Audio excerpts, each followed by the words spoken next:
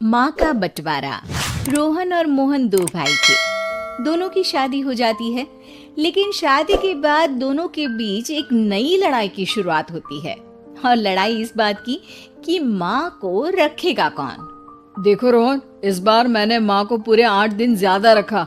तुम समझ सकते हो कितनी तकलीफ होती है। कैसे कैसे करके तो मैं घर चला रहा हूँ।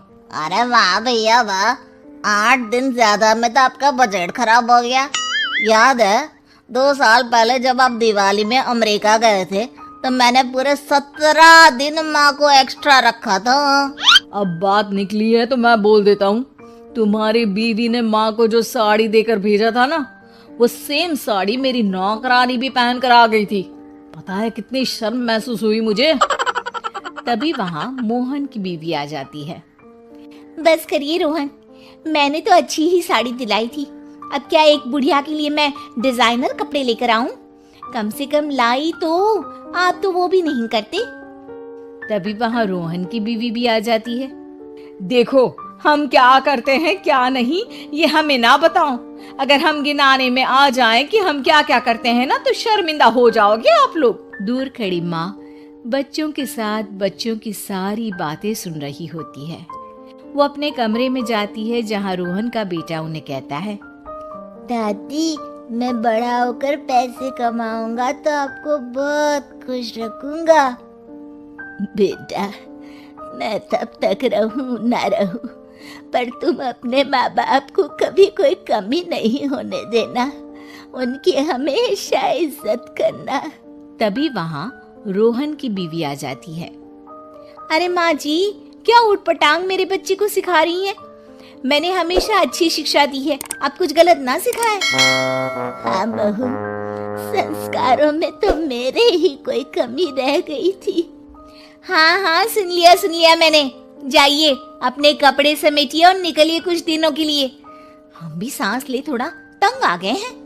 सास बैग लेकर कमरे में जाती है जहाँ उसके दोनों बच्चे होते हैं। चलो माँ, अब इन लोगों के सुख के दिन है। अच्छा माँ, ले तो जा रहा हूँ लेकिन ढंग से रहना। हाँ अरे एक मिनट। अच्छा माँ, ये हार जो पहन रखा है ना, इसे निकाल कर रख दीजिए। अरे माना कि आपका है लेकिन महंगा है, कहीं वहीं ना छोड़ आइएगा। भाभी, ये हार माँ को पापा ने दिया था। मरने से पहले तो वो ये हार निकालेंगी नहीं, तो हार का ख्वाब तो आप छोड़ ही दे। ये बोलकर वो लोग वहां से निकल जाते हैं। देखो, मुझे तो तुम मेरे मायके ही उतार दो, मैं तो इस बुढ़िया के साथ रहने से रही। अरे ये क्या बोल रही हो? माँ सुन रही है ना। सुन रही है तो सुने ना, डर नहीं पड़ा मुझे किसी का।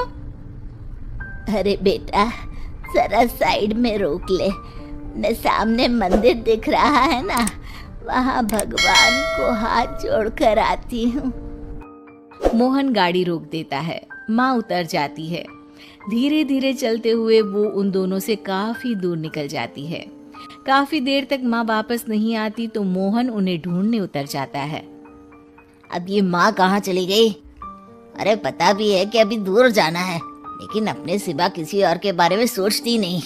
मोहन कार से उतरता है, लेकिन उसे कहीं भी माँ दिखाई नहीं देती। अरे माँ कहीं नहीं दिख रही, पता नहीं कहाँ चली गई। अच्छा है ना, तो जाने दो ना, लेट हो रहा है और मुझे नींद भी आ रही है। घर चलो बस। दोनों वहां से चले जाते हैं। 2 महीने बाद रोहन मोहन के घर आता है। मोहन, आज माँ को लेने आया हूँ। मैं नहीं चाहता था कि एक भी दिन लेट हो और तू मुझ पर माँ को रखने का एहसान दिखाए। अब लेकिन माँ मेरे पास नहीं है। माँ नहीं है मतलब? वो तो मेरे पास भी नहीं है। कहाँ गई माँ? वाह, कभी माँ की चिंता की? 2 महीने से तो एक फोन भी नहीं किया, आज माँ की टेंशन दिखा रहे हैं आप। मोहन रोहन को सारी बात बता देता है। दोनों भाई साथ बैठ जाते हैं। चलो जो हुआ अच्छा ही हुआ, कम से कम हम शांति से तो जिएंगे। हाँ, अफसोस तो बस उस हार का रह जाएगा जो वो साथ ले गई।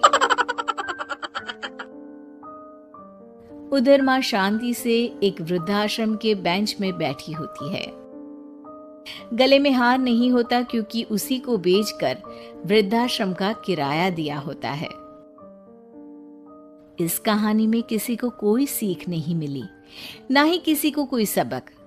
कारण अगर सबक और सीख से लोग अपने वृद्ध माँ बाप की सेवा करते, उनकी इज्जत और मान सम्मान करते, तो शायद इस देश से वृद्धाश्रम हमेशा हमेशा के लिए बंद हो जाते।